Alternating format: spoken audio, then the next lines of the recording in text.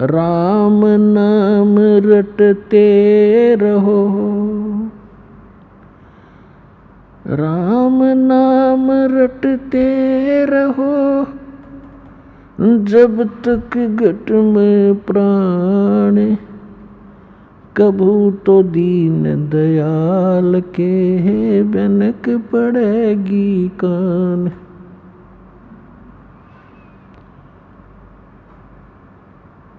राम रटत कन्या भली, साकट भलो न पूते, छेरी के गल में गलथना, जिसमें दूध न मूत। राम रटत दारिद्र भलो, टूटी घर की छान, वो सुंदर महल किस काम के, जहाँ भक्ति नहीं भगवान।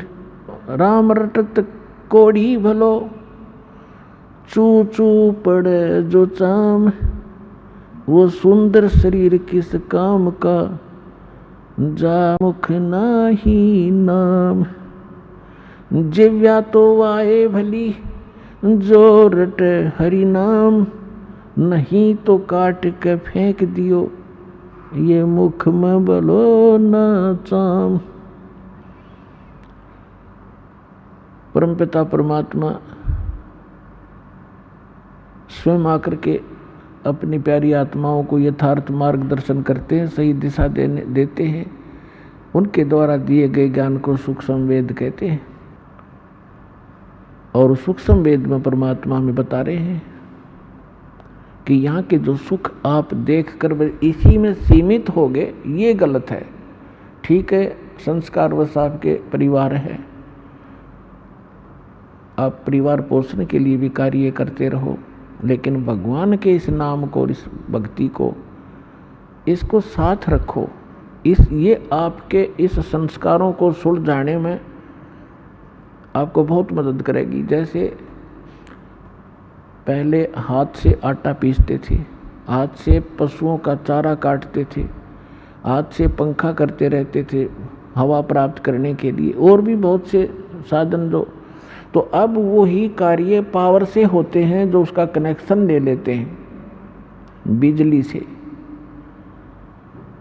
अब वो कितने आसान हो गए, 1 घंटे में मनमाना 2 टोकरे सानी नहीं, वो चारा नहीं कटे आदमी पर, जो बढ़िया मशीन आ गई थी वो हाथ से चलाने वाली, और 1 घंटे में ढेर लगा दे, बिजली का कनेक्शन मिल जाए, पावर से वो काम कट कट कट कट ढेर लगा देता है। इसी प्रकार हाथ से पीसने से 2 घंटे में 2 किलो आटा नहीं पूरा होता था, और 2 घंटे में भर दे 2 बोरी, आज चाकी पावर से चलने वाली। तो कहने का भाव ये है कि आप जी जो कार्य कर रहे थे वो आपका केवल संस्कार मिल रहा था आपको। अब परमात्मा की पावर आपके साथ होगी तो फिर पावर से काम होंगे आपके, और कबीर भगवान वाली शक्ति तय, फिर देखना कितने आसान हो जाएंगे।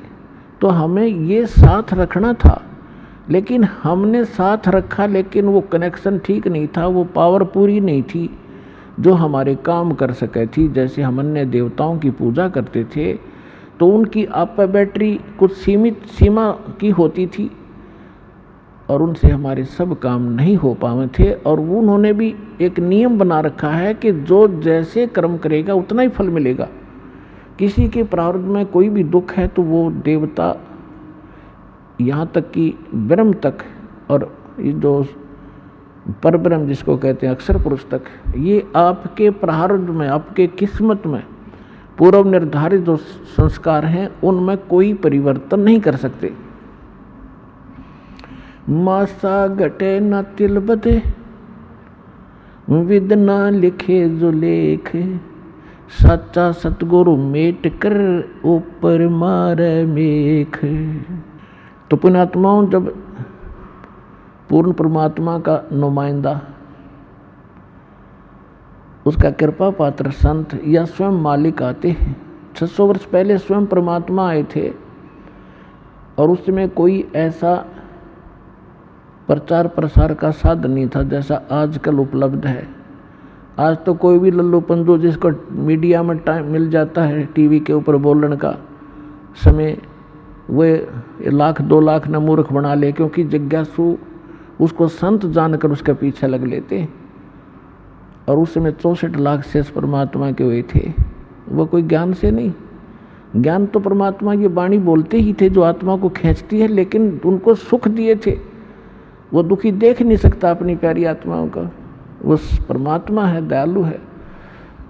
तो वो क्या बताते हैं, तो उसके लिए बताया है कि मासा घटे न तिल बधे, विद ना लिखे जो लेख, और सच्चा सतगुरु मेट कर ऊपर मारे मेघ। अब सच्चा सतगुरु कहा है गरीबदास जी ने कि जैसे गुरु, वैसे गुरु शब्द पर्याप्त है। गुरु का अर्थ होता है मार्गदर्शक, लेकिन ये नकली गुरु हो गए, इसलिए सतगुरु कहा। अब कलयुग में ये सतगुरु भी नरे हो गए, जैसे ये राधा स्वामी, धन सतगुरु, ये सारे अपने आप को सतगुरु बोल रहे हैं, और कक का पता नहीं है भी इसी अध्यात्म मार्ग का। तो इसलिए सच्चा सतगुरु कहा। इस काल ने उलझाने में कसर नहीं छोड़ रखी इस अध्यात्म ज्ञान को। कबीर साहब कहते 9 मन सूत उलझिया, ये ऋषि रहे जखमार, और सतगुरु ऐसा सुलझा दे उलझा न दूजी बार। तो वैसा सुलझा दिया पुण्यात्माओं। इस कलयुग में यो अध्यात्म ज्ञान नहीं उलझेगा, चाहे कोई सर पटक लियो, भक्ति करियो चाहे ना करियो, वो अलग बात है। अब क्या कहते हैं